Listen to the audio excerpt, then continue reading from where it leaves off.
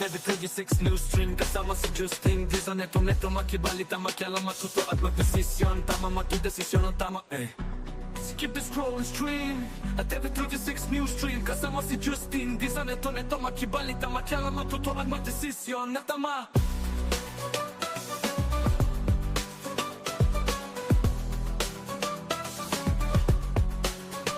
Skip the scroll and stream at TV36 News Stream kasama si Justin Di sa neto makibalita, makialam, matuto at magdesisyon na tama, magdesisyon na tama.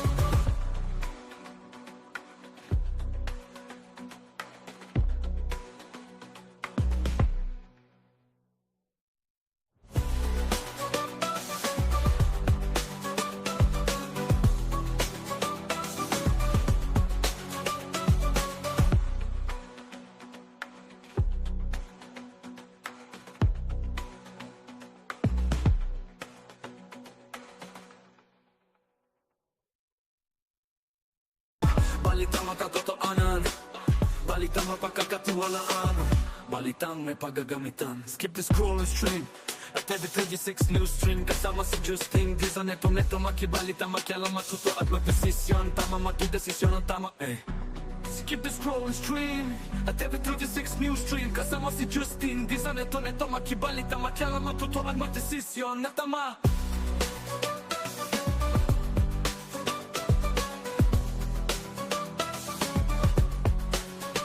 Skip the scroll and stream at TV36 News Stream kasama si Justin Di sa neto makibalita, makialam, matuto at magdesisyon na tama, magdesisyon na tama.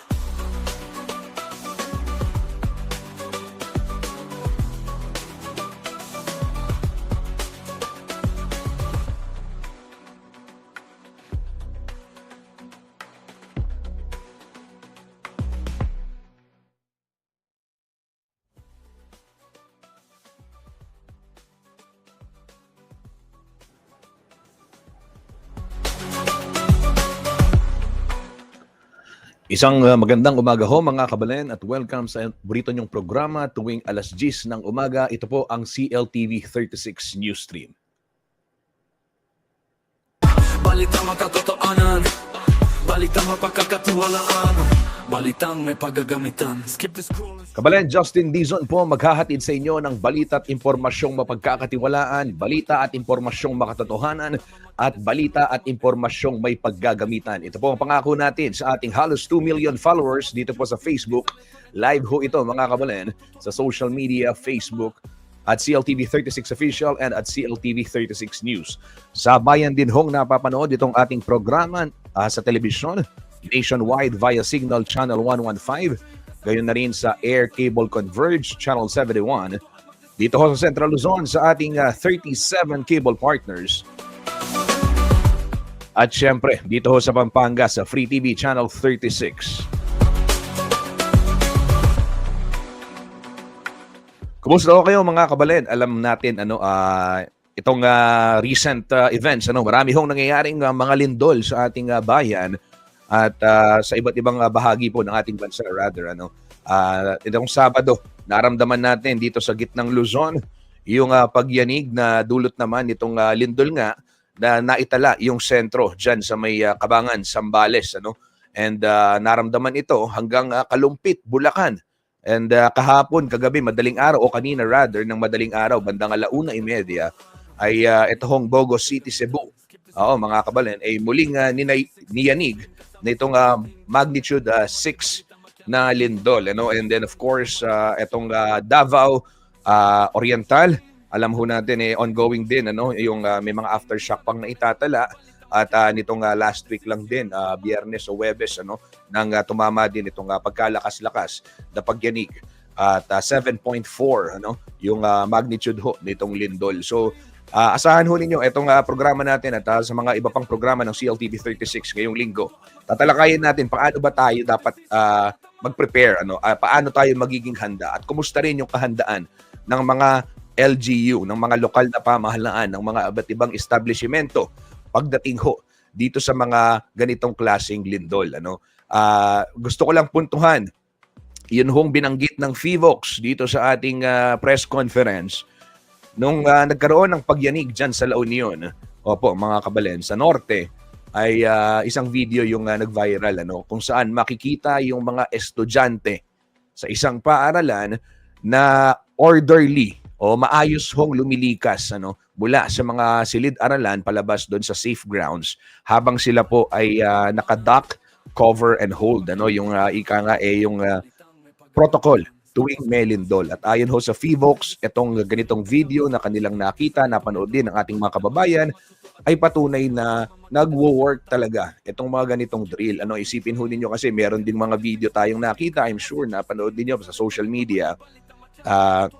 Of course, hindi rin natin masisisi yung ating mga kababayan kasi natataranta na di ba? Pag sa oras ng ganitong pagyanig, yung sakuna, ika nga di ba? Talagang matataranta ka. Pero ayon ho sa FIVOX, kung siniseryoso natin yung mga earthquake drill, kung siniseryoso natin itong mga ganitong paghahanda, at madalas nating gawin, magiging instinctive na sa atin. Sanay na tayo, masasanay na tayo kung paano natin i-address at paano yung gagawin natin, di ba? So, mungkahi po ng FIVOX at of course ng NDRRMC, dalasan din yung pagsasagawa nitong mga drills, And para naman sa mga kababayan natin na ika nga nandun sa situation na for example merong earthquake drill o fire drill o anumang disaster drill yan, panawagan ho ng mga ahensya ng ating pamahalaan at ng mga eksperto, abay dapat seryosohin naman natin upang sa gayon ito po ika nga makatutulong ng malaki sa oras ng panganib dahil yung ultimo segundo, di ba, makakatulong kung paano tayo maliligtas. Maya-maya babanggitin ko yung ano ba yung dapat laman ng mga go bag, ano yung dapat ihanda, ano yung dapat gawin. For the meantime, balitang may paggagamitan muna din tayo, bigyan muna natin sitwasyon ho ng trapiko sa ilang bahagi ditong mga kalsada sa ating rehiyon. North Luzon Expressway muna para sa mga babiyahe patungong Metro Manila o di kaya naman pauwi dito sa ating probinsya. Skip the scroll and stream at the 36 news stream. Kasama si Justin, di sa neto makibalita, makialam, magtuto at magdesisyon. Natama matudesisyon, natama.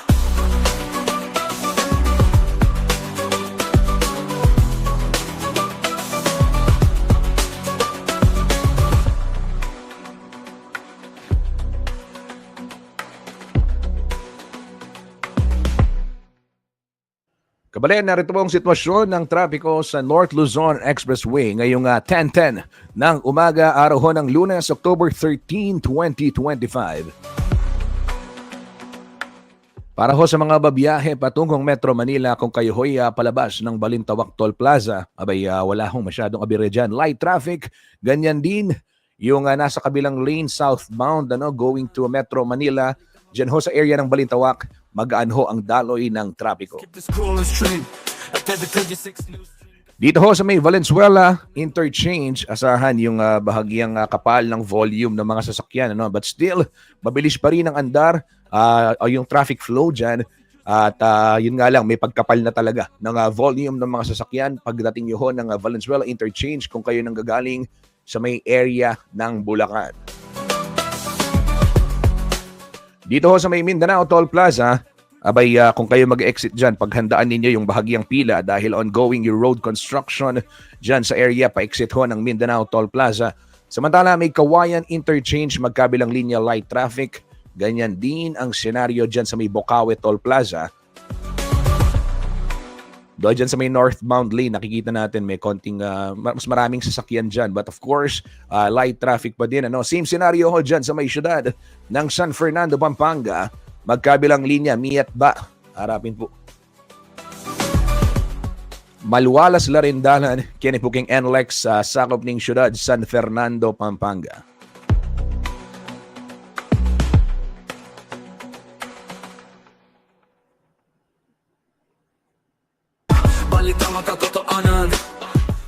Ayan, speaking of San Fernando, Pampanga, ito, local muna tayo. Sitwasyon naman ng mga kalsada dito ho sa ating lokalidad, sa ating komunidad, syudad, San Fernando, Pampanga. Ngayong alas 10:12 ng umaga, araw ho ng Lunes, October 13. Ito ho mga kabalan ay live feed real-time traffic monitoring mula po sa City Public Order and Safety Coordinating Office o si POSCO. Yan ay mula po sa ating command center ng syudad, San Fernando.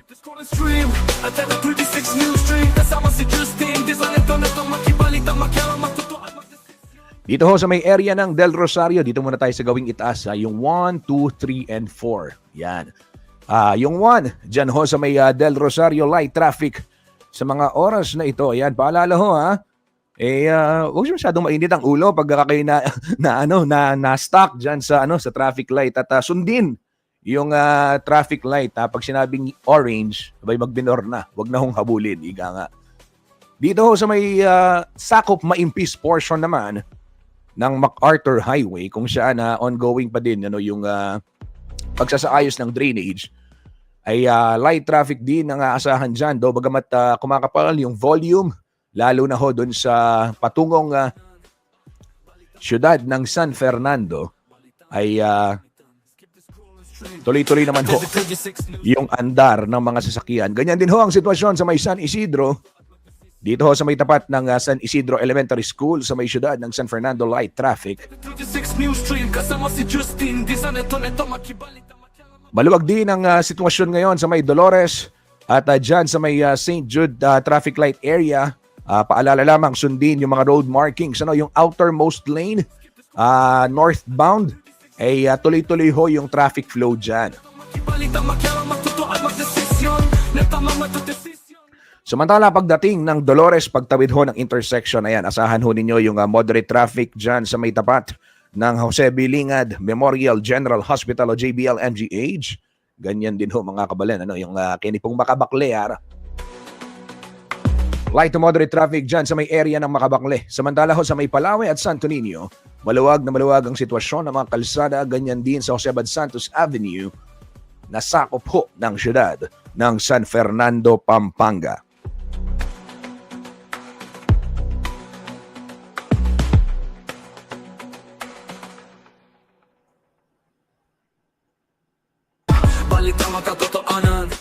Yan ho mga kabalan ang latest traffic situation sa syudad ng San Fernando, Pampanga. Sa puntong ito, silipin naman natin sitwasyon ng mga kalsada sa lalawigan ng Bataan. Skip the scrolling stream at every 36 news stream kasama si Justin di sa neto makibalita makyala matutuan magdesisyon na tama. Para ho sa mga babiyahe patungong kanlurang bahagi ng ating rehiyon, gitnang Luzon, if you are headed to Bataan today, o di kaya naman patungong Olongapo City. Ayan, pagbati sa ating mga kaibigan sa Olongapo City. Joanna Aglibot, yan, kumusta? Ito ho mga kabalen, sitwasyon ng trapiko sa lalawigan ng Bataan. Real time ho mula sa One Bataan Command Center. Dito ho sa may Orani ay maluwag ang sitwasyon. Ganyan din sa may Samal, Abukay. Medyo basa ho yung kalsada. Parang may naulan ng konti dito. Dito sa Walter Mart Rota Balanga, maluwag din ang sitwasyon. And dyan lang sa may Abukay. Paalala ho sa mga nagdaraan dyan sa mga kalsada sa lalawigan ng Bataan, mahigpit pong ipinatutupad ang speed limit. Balitang mapagkakatiwalaan, balitang may paggagamitan. Skip the scroll and stream at every 36 news stream kasama si Justin. 80 sa mga pribadong sasakyan, 70 para sa mga PUV, 60 naman yung mga motorsiklo at 50 para sa mga malalaking truck at van. Kasama si Justin, di sa neto makibalita makyala matutuan magdesisyon na tama.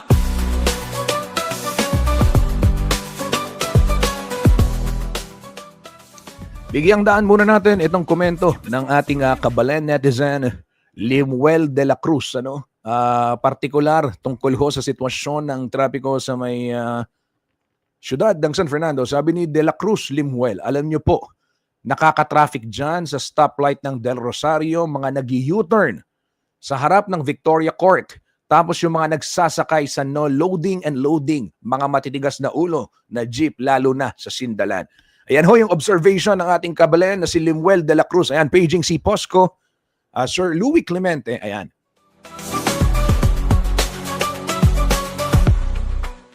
Sige ho, Sir Limuel de la Cruz, ating ipapaabot ito no sa mga kinaukulan upang sa gayon magawan din ng paraan. Pero tama, I share the same observation dito ho sa may tapat nga ng Victoria Court, ano, yung mga nag-U-turn, 'di ba? So kasi naka-go na eh. Naka-go na yung traffic light, green na. Sasabayan nitong mga nag-U-turn. So syempre yung mga naghihintay, mas haba yung pila. Ito ho yung feedback ano ng ating kabalen na si Limuel de la Cruz at yun daw mga jeepney drivers Totoo at matesisyon na tama.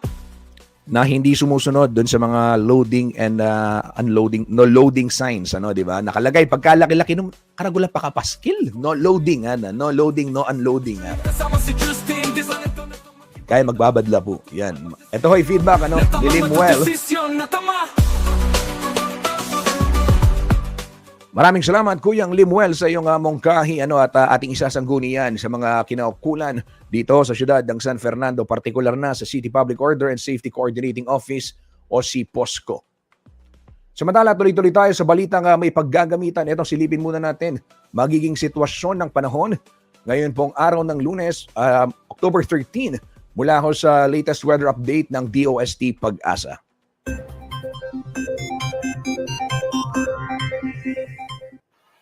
Magandang umaga mula sa Pag-asa Weather Forecasting Center. Ito ng ating update sa magiging tayo ng panahon sa susunod na 24 oras.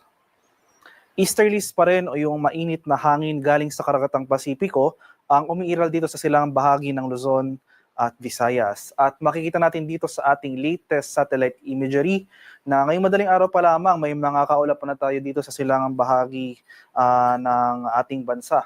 So inasahan natin, posible magpapatuloy yung mga kaulapan at mga kalat-kalat na pag-ulan at thunderstorms na ito sa eastern section ng Luzon at ng Visayas. Meanwhile, for Metro Manila and the rest of the country for today, asahan natin itong generally maaliwalas sa panahon, bahagyang maulap hanggang sa maulap na papawirin sa samahan lamang yan ng mga biglaan at panandaliang pag-ulan na dulot ng localized thunderstorms. At sa kasalukuyan, may binabantayan tayong low pressure area sa labas ng ating Philippine Area of Responsibility. Latest location natin kaninang alas 3 ng umaga ay nasa layong 2,515 kilometers silangan ng southeastern Mindanao. So malayo po ito sa ating bansa at walang direktang epekto sa atin at least for today and the next 2 to 3 days. At malit pa naman yung chance na maging bagyo within the next 24 hours. At para naman sa magiging lagay ng ating panahon ngayong araw dito sa Luzon, so dahil lang sa epekto ng easterly, sasahan natin itong maulap na kalangitan at mga kalat-kalat na pag-ulan, pagkulog at pagkidlat dito sa area ng Bicol Region, Quezon, sa area ng Aurora at sa Isabela. Kaya sa mga lugar na ito, maging handa po tayo at alerto sa mga banta ng flooding at landslides, lalong-lalo na kung tuloy-tuloy ang pag-ulan na ating mararanasan. Sa Metro Manila and the rest of Luzon, so magpapatuloy naman itong generally fair weather ngayong araw, maliban na lamang sa mga isolated rain showers or localized thunderstorms na kung saan kadalasan nangyayari sa bandang hapon o sa gabi. Sa areas naman ng Palawan, Visayas at sa Mindanao, itong area rin ng Eastern Visayas dahil sa epekto ng easterlies, makakaranas tayo ng mga sustained na kaulapan at mga pag-ulan. Meanwhile, for the rest of Visayas, itong central and western sections ng Visayas, maski dito sa Palawan at buong Mindanao ay generally maaliwalas sa panahon rin ang ating inaasahan. Magdala pa rin tayo ng pananggalang sa ulan dahil posible pa rin yung mga afternoon to evening na mga rain showers or thunderstorms. Sa kalagayan naman nating karagatan, walang gale warning na nakataas at banayad hanggang sa tamtamang pag-alon ang mararanasan sa malaking bahagi ng ating bansa. Gayunpaman, iba yung pag-ingat pa rin sa ating mga kababayan na maglalayag sapagkat kung meron tayong offshore na mga thunderstorm activity, asahan natin yung mga pagbugso ng hangin, kaakibat nito ang bahagyang pagtaas ng ating mga alon. Para naman sa ating weather outlook sa mga susunod na araw, so yung scenario natin para sa low pressure area na ating minomonitor sa labas ng PAR, low chance maging bagyo within the next 24 hours pero patuloy nga yung monitoring natin dahil hindi natin inaalis yung posibilidad ng development into a tropical cyclone in the coming days na kung saan posible nga itong pumasok ng ating Philippine Area of Responsibility by Thursday or sa Friday. So at least for the next 4 days, wala naman tayo inaasahang direktang epekto ng nasabing paparating na sama ng panahon sa ating bansa. So from Tuesday to Friday, yung mas magiging concern po natin itong pag-iral ng easterlies na makakaapekto pa rin sa malaking bahagi ng Luzon at Visayas, at asahan natin na magpapatuloy rin yung mga kaulapan, yung mga associated na kaulapan sa easterlies as well as yung mga pag-ulan dito sa bahagi ng Aurora at sa Quezon. So possible in the coming days, mababawasan yung mga sustained na mga pag-ulan dito sa area ng Eastern Visayas, Isabela at Bicol region. Pero itong Aurora at Quezon, in the coming days, mataas yung confidence or mataas yung posibilidad na magkaroon tayo ng mga pag-ulan over these areas. Sa mga lugar ko pong di nabanggit, no, so sa nalalabing bahagi ng ating bansa, including Metro Manila, throughout the rest of the forecast period, ay generally fair weather ang ating mararanasan. Pero dahil nga sa epekto ng easterlies, posible pa rin yung mga tsansa ng afternoon to evening ng mga rain showers or thunderstorms. Kaya palagi pa rin po tayo magdala ng payong. So especially nga dito sa silangang bahagi ng ating bansa, since ito yung mga lugar na exposed sa hangin na dulot ng or sa hanging easterlies, ay mas mataas yung thunderstorm occurrences over these areas.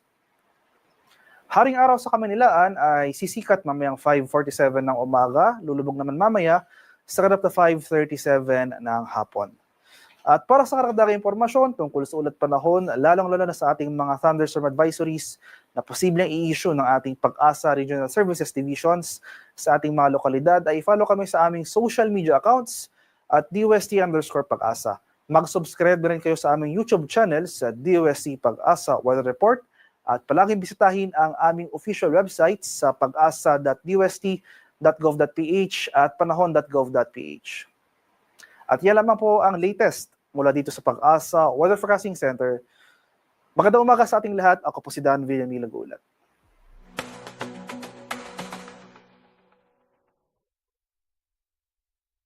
Balitang makatotohanan, balitang mapagkakatiwalaan, balitang may paggagamitan. Skip the scroll and stream at every 36 news stream. Kasama si Justin, di sa neto makibalita, makialam, matuto at magdesisyon. Tama matudesisyon ang tama Skip the scroll and stream. Maraming salamat, Kuyang Dan Villamil ng DOST Pag-asa para sa ulat panahon. At gaya ng nabanggit, tutok lamang din sa CLTV 36 News para ho sa mga update kaugnay nitong mga thunderstorm advisory na makakaapekto, lalong-lalo na ho dito sa lalawigan, Pampanga at sa iba pang bahagi ng gitnang Luzon. Balitang makialam, matuto at magdesisyon. Natama matudesisyon, natama.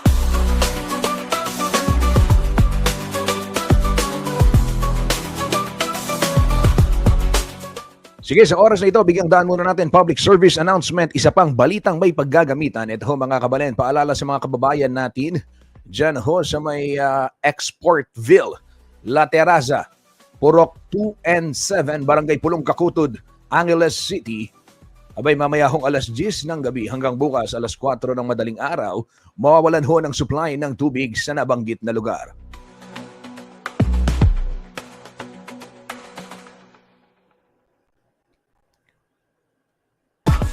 Ito rin ho sa may Kalulot, San Fernando, ongoing ngayon hanggang mamayang alas 11 ng gabi. Kaninang alas 6 ng umaga nagsimula, wala hong supply ng tubig hanggang 11 p.m. Diyan sa may Barangay Kalulot, kabilang na yung Empresa Homes dahil sa ginagawang upgrading ng pump at motor. Dito hong Prime Water. At every 36 news stream, kasama si Justin, di sa neto makibalita, makialam, matuto at magdesisyon. Sa may Del Carmen at Santa Rita sa bayan ho ng Lubao, Pampanga, asahan din na mawawalan ng supply ng tubig mamaya hong 1 p.m. hanggang 4:30 p.m. 36 news stream, kasama si Justin, di sa neto makibalita, makialam, matuto at magdesisyon. Natama matudesisyon, natama.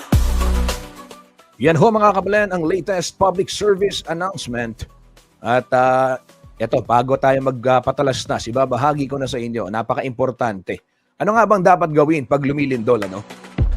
Ito ipaalala ng ating DOST FIVOX, yung Philippine Institute of Volcanology and Seismology. Ito muna, yung duck, drop, cover, and hold. Ito yung binabanggit natin kanina dahil napakahalaga. Ayon ho sa mga eksperto, ito. At syempre, yung maayos na engineering design ng mga struktura, yung hindi substandard, yung hindi short-change na mga istruktura ay siya pong susi upang sa gayon ay makaligtas at maging ligtas tayo. Ika nga, ma-survive natin yung mga malalakas na pagyanig. At magdesisyon, tama magdesisyon ng tama Skip the scrolling stream at every 36 news. Sige ho mga kabalin, ito isa-isahin natin ano ba yung dapat gawin. Paano ba dapat itong proper response natin kapag nagkaroon ng mga pagyanig, no? So ayon ho sa FIVOX, itong DCH, huwag natin kakalimutan na DCH, Duck, Cover, and Hold Position, ay siya pong recommended earthquake safety procedure, ano? At gaya ng nabanggit ko kanina, kailangan merong maayos na engineering practice. And then of course, yung ating kasanayan sa ganitong pagresponde. So anong unang gagawin? Kapag nakaramdam ng pagyanig, okay? So pag nakaramdam ng lindol, ang una dapat gawin ay hindi, of course, I'm sure marami ho tayo nakita mga video talaga, ang first respond, no, yung first instinct, marami sa ating mga kababayan dahil sa tarantanga ay tumakbo palabas ng gusali. May mga sitwasyon mga kabalen na halimbawa malakas pa o lumilindol pa, ongoing pa yung lindol, and then pag tumayo ka, di ba parang nahihilo ka So delikado rin to. Pwede kang madapa, di ba? Pwede kang bumagsak, pwede kang sumubsob. So hindi po advisable na habang ongoing yung paggalaw ng lupa talagang pipilitin mong makatakbo palabas ng gusali. Skip the scrolling stream at every 36 news stream. Ayon ho sa PIVOX, ang pinakamagandang gawin ay humanap ng pinakamalapit na matibay na istruktura gaya ng lamesa o di kaya naman anything na magpo-protect sa inyong ulo. Okay? So meron ako napanood kahapon. Skip the scrolling stream. Pwede rin daw gamitin yung mga helmet. Kunwari, meron kang motorsiklo, meron kang bike. Yan, para sa mga biker kagaya ko. Desisyon na tama. Kaya nga ako ngayon natutulog katabi na yung bike helmet, di ba? Kung sakaling lumindol, suotin yung helmet bago lumabas or bago mag-duck cover. Kung nandyan, kung katabi mo yung helmet, protection yun sa ulo Kasi the thing is, kailangan nating maprotektahan yung ating ulo upang kung merong falling debris o di kaya naman kahit anong mga gamit, di ba, na pwedeng bumagsak, ay syempre pag tinamaan ho yung ulo natin, posibleng mawalan tayo ng malay at eto na, doon na tayo mas posibleng mapahamak. So kailangan protektahan muna yung ulo. Maghanap po ng mesa, halimbawa gaya na lang pinapakita natin dito sa ating graphics, Maghanap ng mesa para pumailalim, cover, manatili hanggat ongoing yung paggalaw, And hold, ika nga. So tingnan muna, assess muna yung sitwasyon. Kaya na bang lumabas? Makakalabas na ba? Pag hindi na ganun kalakas yung panginginig o yung yung pagyanig ng paggalaw ng lupa, and then that is the time para lumabas ng gusali. Paalala ho ng FIVOX, yung mga earthquake, walang warning yan. Hindi yan nape-predict. So kailangan laging handa tayo and mababawasan yung risk ng injury kung kayo nga po ay makakapagtago sa ilalim ng matibay na lamesa, furniture, di kaya para maiwasan. And then of course, ngayong madalas ho yung lindol, pwedeng paki-consider na rin. Siyempre yung pagiging earthquake proof nitong ating mga tahanan o yung ating mga mga spaces, For example, iwasan ho natin. Avoid putting frames sa may bedside, lalo na sa may yung tawag dito, sa may headboard ng kama, 'di ba? Sa may sofa. Kung merong figurine sa taas ng nakasabi o nasa pader, 'di ba? Nasa display rack, cabinet, etc. And then sa likod nun sofa o di kaya naman kama. Ayan, pwede hong paki-check 'yan. Upang sa gayon, kung sakaling magkaroon ng paglindol o ng pagyanig ng lindol, hindi yan babagsak doon sa taong natutulog, doon sa nakaupo, doon sa may sofa, di ba? And then of course, mga kabalan, ito mahalaga. Ihanda yung mga go bag.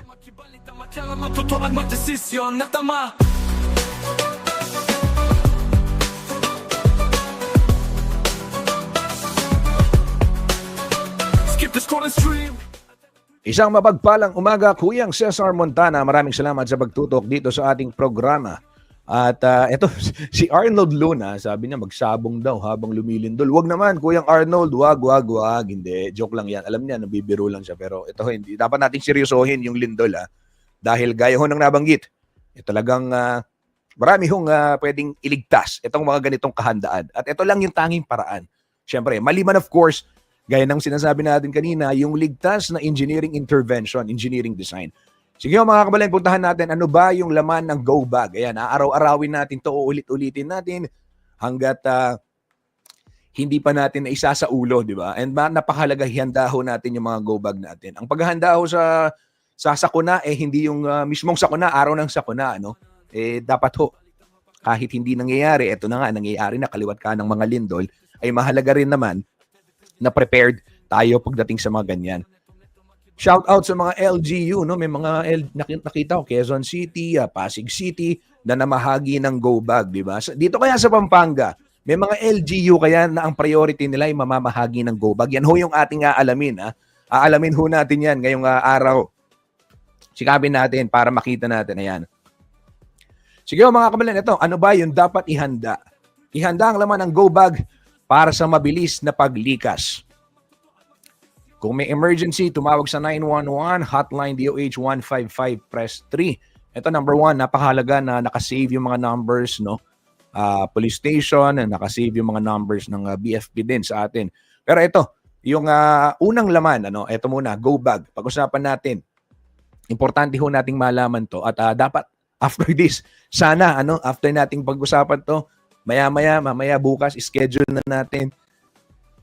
I-prepare natin yung mga go bags upang handa tayo ano kung ano man yung mangyaring mga sakuna. Hindi po ito pananakot, ito empowerment ika nga para maging handa yung ating mga kababayan.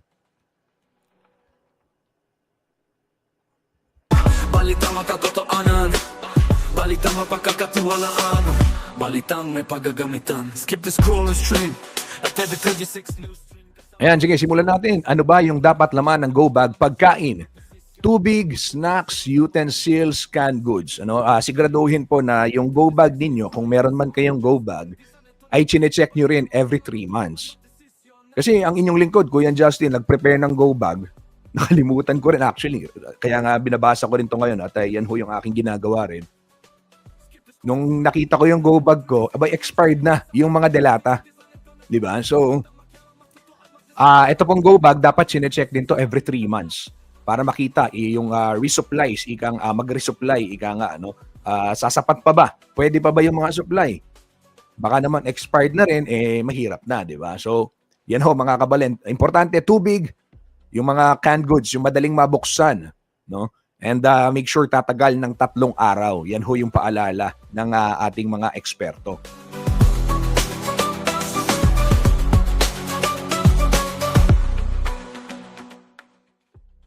Siyempre mga kabalen, maliban ho sa pagkain, importante rin na meron tayong dalang toiletries. Ano? Ito ho yung mga mask, toothbrush, sanitary pads, lalong-lalo na ho para sa mga kababaihan, hand sanitizer, kung kayang maglagay ng insect repellent, makakatulong din, toothpaste, tissue, shampoo at sabon. Ito naman ho para protektahan din yung ating personal hygiene, ano, at syempre matiyak yung ating ding kalinisan sa panahon ng pagbabakwit o ng paglikas. Kasi di ba kung lumindol at mapunta ka sa isang lugar, importante rin naman. Ito ho mga kabalen, kailangan din merong first aid kit. Ano ba ang laman ng first aid kit? Ayan, may nakikita rin ako sa mga online sellers ngayon. Nagla-live selling sila ng go bag, di ba? Importante. Ano pa ba ibebenta mo ngayon sa panahon ngayon, di ba? So ano ba ang dapat laman ng first aid kit? Ito ho mga kabalen, pero bago natin pag-usapan yung benta, no? Sana all Pasig and Quezon City na namimigay ng go bag sa mga residente. So ito ho mga kabalen, ano ang laman ng first aid kit? Una, kailangan may alcohol yan, merong band-aid, merong povidone iodine o panlinis ng sugat din, ano? Paracetamol, mefenamic acid at maintenance medicine. So yung mga may gamot na iniinom kontra alta presyon. O retang magmetformin, hanapin Jody Dizon Mercado. Shout out! Dito pong amlodipine, losartan, Ray Bravo. Mga klasiko yan si Ria. Yan, yung mga kagaya ko na umiinom ng maintenance medicine, ayan, importante, nakalagay yan sa go bag, ano? At again, gaya ng nabanggit ko kanina, you check it every 3 months kasi baka expired na rin yung gamot na nakalagay dyan sa go bag ninyo. Kasama si Justin, di sa neto makibalita, makialam, magtuto at magdesisyon. Meron pang mga ibang gamit na pwede ring ilagay sa go bag at makatutulong upang panatilihin po yung ating kaligtasan sa panahon ng mga trahedya, sa panahon ng mga sakuna, gaya ho ng mga malalakas na lindol. Ito, ayon ho sa DOH, makakatutulong kung meron kayong, of course, abrilata. Can opener, oo, sa panahon ng sakuna, di ba, hindi mo alam kung nasaan ka para magbukas ng mga dilata, kailangan kumain. Kumot o balabal, power bank, make sure may charge yung power bank. Baka naglagay ko kayo ng power bank dyan sa go bag, wala namang charge. Extension cord, pocket knife, battery-operated radio. So, di baterya ha, hindi disaksak. Lightweight jacket, flashlight, charger, chinelas, at kapote. Yan ho ay makatutulong din na kailangang mailagay sa go bag upang meron din tayong immediate supplies at pagkuhanan ng impormasyon, lalo na ho yung radyo. Kasama si Justin, di sa neto makibalita, makialam, Sa mga panahon ng pagyanig, importanteng malaman natin, di ba? Ano yung nangyayari sa ating paligid? Hindi lang sa mga lindol, kahit baha, di ba? Napaka-importante alam natin ano yung mga passable roads, ano yung mga nasaan yung operation ng pamahalaan. kasama si Justin, di sa neto And then of course, mahalagang malaman sa inyong mga komunidad, saan yung mga designated evacuation centers. Di ba? Kung sa mga paaralan, ito, I'm sure, alam to ng mga estudyante. Sa mga paaralan, meron hong mga designated evacuation area na oras na lumindol, kailangan dito kayo tatakbo. Di ba? Yung mga open field, kung tawagin. So, ganyan din ho sa komunidad. Mahalagang ma-identify natin yung mga evacuation centers, saan pupunta. Sa pamilya, sa bawat tahanan, importante rin na meron kayong pinag-uusapan na ika nga yung meeting point.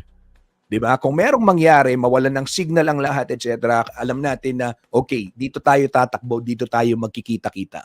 Isa rin ho ito sa mga dapat na pag-uusapan, natatalakay sa mga bawat tahanan. Balitang mapagkakatiwalaan, balitang may paggagamitan. Skip the scroll and stream at every 36 news stream. Kasama si Justin, di sa neto Yan ho, kapalay ng laman ng dapat laman ng ating mga go bags. At sa ating pagbabalik, magpapatalastas muna tayo sa ating pagbabalik. Ibabahagi ko naman sa inyo yung mga headlines at update ho kaugnay ng lindol pa rin.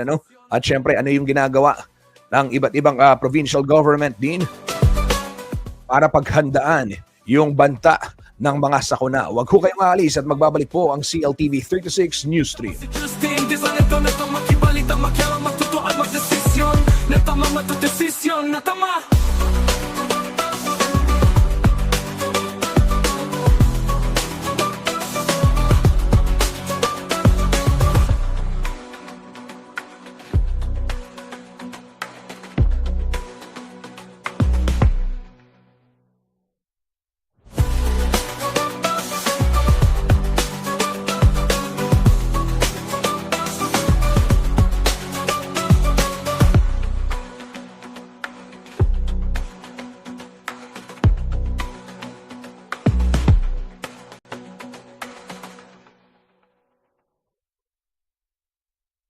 Balitang makatotoanan, balitang mapagkakatiwalaan, balitang may paggagamitan. Skip the scroll and stream at every 36 news stream. Kasama si Justin, di sa neto makibalita, makialam, matuto at magdesisyon. Tama magdesisyon ang tama, Skip the scroll and stream at every 36 news stream. Kasama si Justin, di sa neto makibalita, makialam, matuto at magdesisyon. Natama.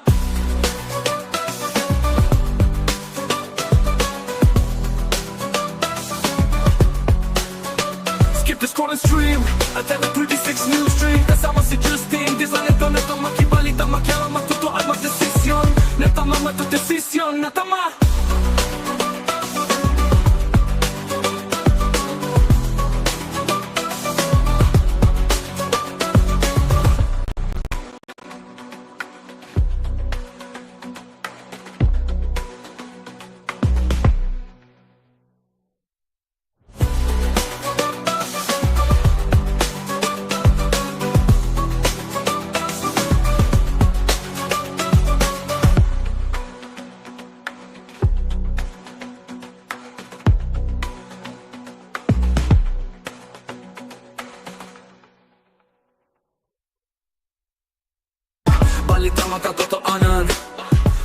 mapagkakatiwalaan. Balitang may paggagamitan. Skip the scroll and stream at every 36 news stream. Kasama si Justin Di sa neto makibalita, makialam, matuto at magdesisyon. Tama, makidesisyon ang tama, Skip the scroll and stream at every 36 news stream. Kasama si Justin Di sa neto makibalita, makialam, matuto at magdesisyon na tama.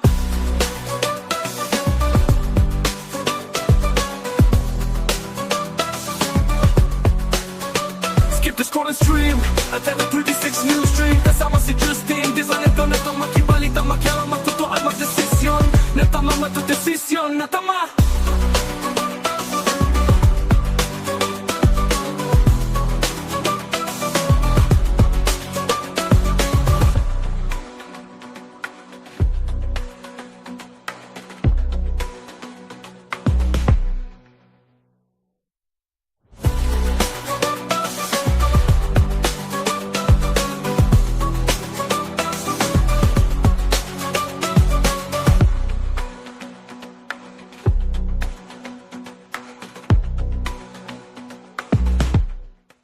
Nagbabalik po ang CLTV 36 News Stream. Ito mga kabalen, gaya ng aking nabanggit kanina, akin pong ibabahagi sa inyong mga headlines ngayong araw ho ng Lunes, October 13, 2025. Ito, similipin muna natin. Una sa balita.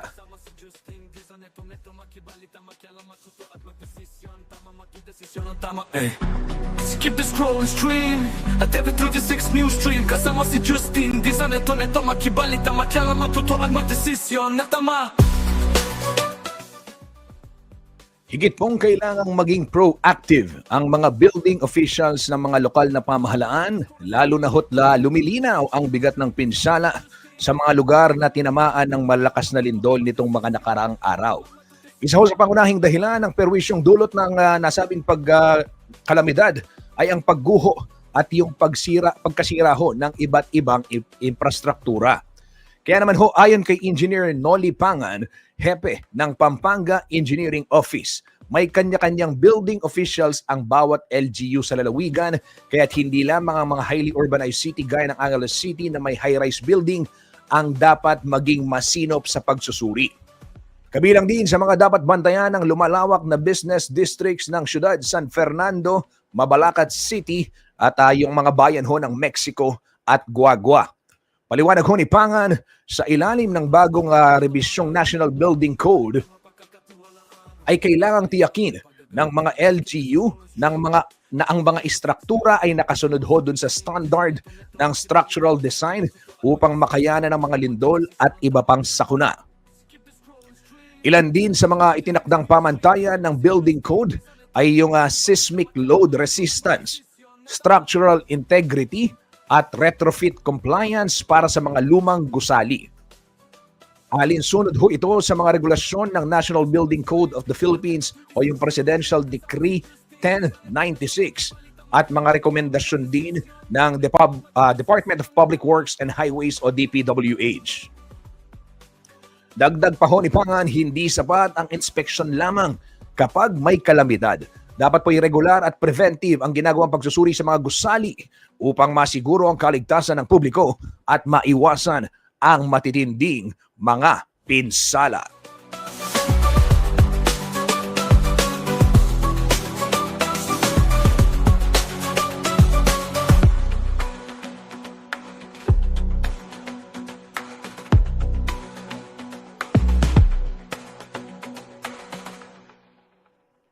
Ito ho mga kabalen ay paalala sa ating mga building officials, ayon na rin sa Pampanga Engineering Office. Kasi madalas nating maibalita, madalas nating makita na after ng mga lindol, ayan, lalabas yung mga opisyalis, magche-check, sasabihin, safe, etc. Pero ito ho, hindi dapat lagi after, ang prevention po ay importante sa mga sakuna. So panawagan ho ng Pampanga Engineering Office, paalala na rin sa mga local building officials ng kada lokalidad, mga bayan at syudad dito sa ating lalawigang Pampanga, gawin ho yan before at dapat preventive. Regular ang pag-check. Hindi yung lumindol ngayon at saka parang masyadong reaksyonaryo kung tawagin. Reactive response, knee-jerk. Di ba? Huwag ganon. Hindi dapat ganon. Dapat habang regular yan, kahit walang lindol na nangyayari. Patuloy ang pagtitingin. At of course, Alam ho ninyo yung mga ganyan. Dito talaga, mapag-uusapan naman, naalala ko na naman yung nabanggit ni Bryce Hernandez, yung mga substandard na proyekto ng DPWH, pati yung mga classrooms, di ba? Ito ho, mga kabalen, sa ganitong pagkakataon, yung mga substandard, magkakabukingan. Hindi man nga kaya mang itago ng mga papel o kaya mang itago ng pagpapalit o pamemeke ng mga dokumento, yung kalokohan ng mga ibang mga nasa gobyerno at mga kontraktor. Hindi ho yan maitatago ng puwersa ng kalikasan, di ba? So, magkakabukingan eh. Of course, ayaw nating may mangyari, pero kawawa yung mga bata, kawawa yung mga kababayan natin na sumisilong ho dito sa mga ganitong proyekto, di ba? It's very alarming na when the former assistant district engineer of the Bulacan 1st District Engineering Office admitted, di ba, during the Senate hearing na lahat ng proyekto substandard. Then of course, may mga teachers na yung nakapanayam na sila mismo they were really bothered with the situation. Kung ano yung nangyari, nakakatakot talaga. With the revelation na substandard. Pero of course, hindi na natin kailangan sabihin dahil yung mga mismo mga teacher, inaamin nila, nararanasan nila yung paghihirap nila doon sa mga classrooms. Di ba? So sana unahing silipin yung mga eskwela dahil dito po maraming mga bata. Dito maraming mga tao. Di ba? Sana isa sa mga prioridad. Kung hindi man kayang lahatin, of course, yung mga malalaking gusali na may mga empleyado, yan, kailangan din yan. Pero dapat matukoy yung mga prioridad. And of course, kabilang dito, yung mga paaralan, yung mga bata, sila ho yung dapat nating unahin, yung kanilang kapakanan. Di ba? So yan ho mga kabalen, ang paalala ng Pampanga Engineering Office sa mga local building officials ng iba't ibang bayan at syudad dito ho sa lalawigan ng Pampanga. Balitang may paggagamitan. Preventive inspection ang gawin. Hindi yung reactive, hindi yung after ng lindol at saka doon lamang mag-check. So dapat gawing regular ito. Tama Skip the scrolling stream. Abangan ho ang buong detalye ng balitang yan, ibabahagi ni Paulo G. Santos. Makibalita, makialam, matuto at magdesisyon. Siyempre kasama si paring Johnny. At maya-maya. Skip the scrolling stream. At the 36 news stream. Kasama si Justin. Disanito na itong makibalita, makialam, matuto at magdesisyon. Natama, matudesisyon, natama.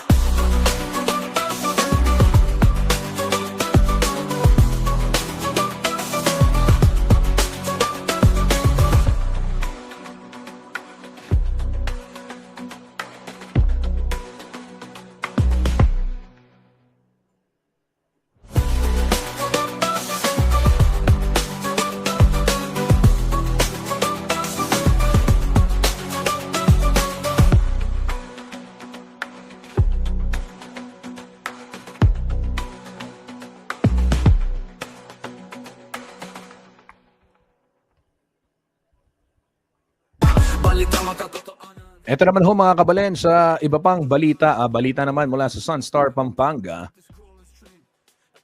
Ito ho'y naghahanda na yung SFELAPCO o yung San Fernando Electric Light and Power Company para ho baklasin yung mga nakasabit na billboard, streamer at iba pang poster sa mga poste ng kuryente. Sa may syudad ho ng San Fernando, Pampanga, gayon na rin sa Florida Blanca kung saan nagsusupply din ng kuryente ang nasabing kumpanya. Ayon ho sa tagapagsalita ng SFELAPCO na si Attorney Cathy Diaz, ang nasabing hakbang ay paraan ng kumpanya upang maisulong yung safety measures at protektahan yung mga electrical lines, gayon na rin mapigilan ang posibleng aksidente.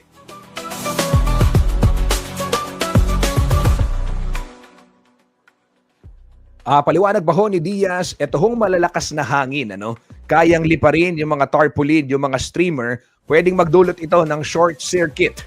O kaya naman, pagkawala ng supply ng kuryente at mas matindi pa raw, pwedeng magding mitsa ng sunog. Kaya naman kanila nang ipapatanggal.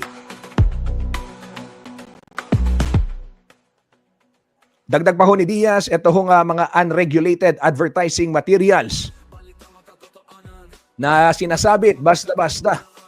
O, di ba? Sa mga poste na hindi na pagpapaalam, ayan, ito raw nagiging obstruction din sa road visibility na siyang nagdudulot naman ng pagbigat ng daloy ng trapiko.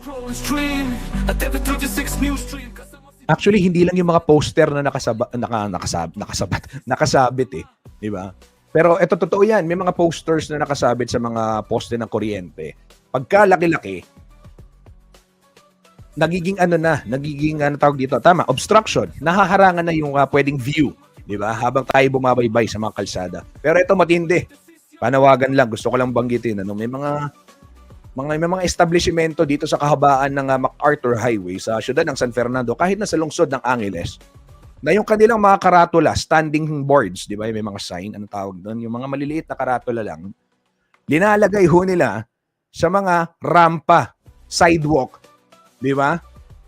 So yung mga taong naglalakad, mapipilitang maglakad sa daan, hindi sa sidewalk dahil nakaharang yung kanilang pagkalakalaking karatula. Mahiya naman kayong kakapal ng mukha ninyo, di ba? Sidewalk ho yan. At ito ho, nabanggit ng si Posco, kung sa San Fernando ito ay kanilang paiigtingin yung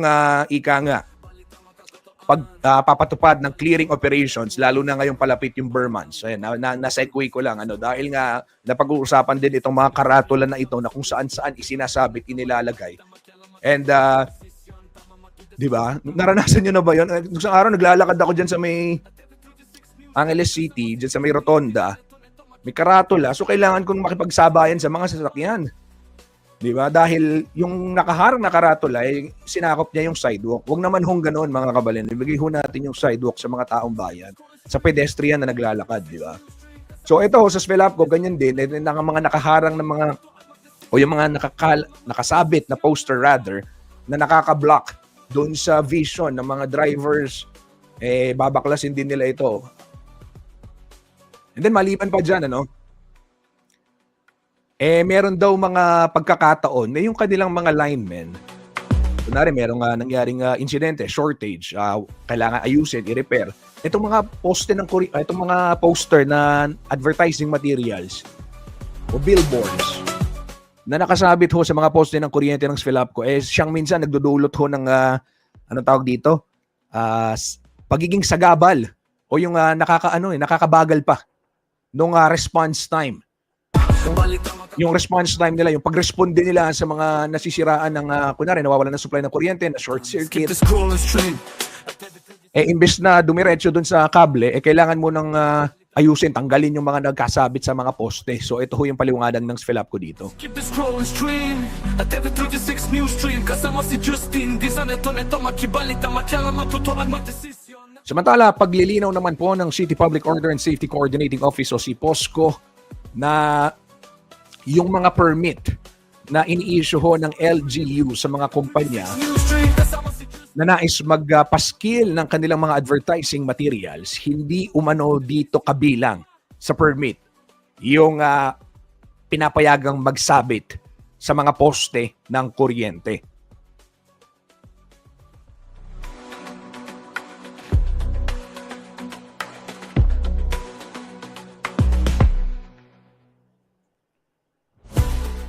At hindi rin daw pinapayagan ng Svelapco, mga kabalan, yung paglilagay ng mga advertisements sa mga poste kahit na may bayad. Ito yung paglilinaw ni Attorney Diaz. Habang kabilang ho sa mga sakop nitong kanilang hakbang, yung mga commercial advertisement, talagang ipagbabawal na.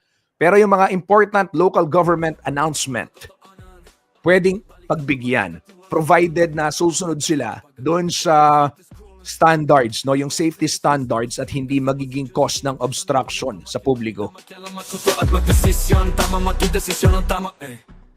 Yan ho, mga kabalan, ang latest kaugnay nitong pagsasaayos naman ng mga poste ng kuryente na isinasagawa po ng Svelapco.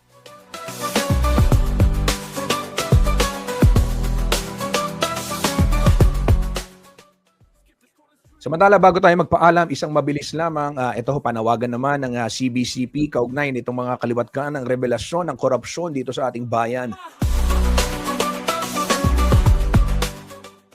Ito ho, mga kabalin, hinikayat po ng Catholic Bishops Conference of the Philippines o CBCP ang lahat ng mga Pilipino na magsuot ng puti tuwing linggo sa mga buwan ng Oktubre at Nobyembre bilang sagisag ng panalangin, pagsisisi at pagbabago para sa bansa. Ayon ho kay CBCP President at ating kabalan na si Cardinal Pablo Virgilio David, Apong Ambu. Ang pagsusuot ng puti ay at paglalagay ng white ribbon sa mga tahanan, simbahan at public spaces ay sumisimbolo rin ng pag-asa sa gitna ho ng sunod-sunod na kalamidad.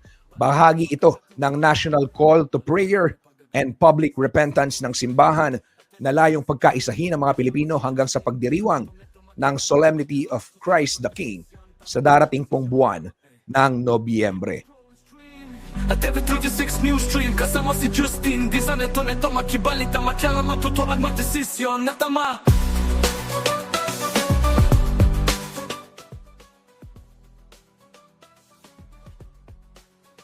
Skip the scroll and stream. At TV36 News Stream kasama si Justin. Di sa neto makibalita, makialam, matutuan, magdesisyon na tama, matudesisyon. At yan ho mga kabalan ang pinakahuling update kaugnay nitong mga panawagan ng mga leader ng simbahan ukol sa mga nangyayaring kaganapan sa ating bansa. Nariyan ho of course yung flood control scandal, yung corruption controversies. Actually hindi controversy, crisis. Crisis sa korupsyon ang pumapatay ho sa mga Pilipino mga kabalan. And itong mga kalamidad, itong mga natural disaster, itong mga kalamidad na to, hindi lindol yung pumapatay sa atin. Di ba? Yung pagiging substandard ng mga gusali at kawalan ng kahandaan. Dahil ito pong mga lindol na ito, bahagi ito ng pang-araw talaga eh. Yan ho yung kanina nagkaroon ng press con din, yung NDRRMC, ang kanilang panawagan, let us fund resilience, not disaster. Di ba? Pondohan yung kahandaan. Hindi yung pagkaroon na ng sakuna, doon pa lang tayo kikilos. Yan ho mga kabalan ng mga balitang nakalap ng CLTV 36 News ngayon hong Lunes ng umaga. Antabay lamang mamayang alas 12 para sa Pasada Balita kasama si JM De Jesus. Alas 6 po ng gabi CLTV 36 News para ho sa mga iba pang balitang dapat inyong malaman. At syempre tuloy-tuloy ang ating pagbabalita sa ating social media pages kaya naman i-follow lamang at CLTV 36 News para sa mas maraming update. Muli ito po si Justin Dizon. Maraming salamat sa pagtutok sa CLTV 36 News Team. Nagpapaalala, maging handa po tayo lagi at ingat. God bless everyone.